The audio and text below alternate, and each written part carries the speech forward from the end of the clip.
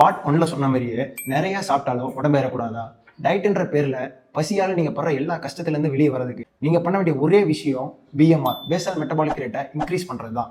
ஃபிட்னஸை complicate பண்ணிக்காம ஈஸியாக கற்றுக்க என் அக்கௌண்ட்டை ஃபாலோ பண்ணுங்க. ஃபர்ஸ்ட் மசில் மாஸை பில்ட் பண்ணுங்க.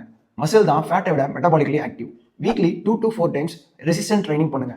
செகண்ட், ப்ரோட்டீன் அதிகமாக இருக்க மாதிரி ஃபுட் எடுத்துக்கோங்க. ப்ரோட்டீனுக்கு தான் TEF thermic effect of food ரொம்பவே அதிகம். 1.6 to 2 grams of protein per kg எடுத்துக்கோங்க. Third, stay hydrated. Dehydration metabolic ரேட்டை ரொம்பவே கம்மி பண்ணும். 2 to 3 liters of water daily குடிங்க. Fourth, use caffeine. Daily 2 black coffee குடிங்க. Fifth, cold exposure. குளிக்கிறப்ப ஹாட் வாட்டர் யூஸ் பண்ணாமல் கோல்ட் வாட்டர் யூஸ் பண்ணுங்க. Sixth, good sleep.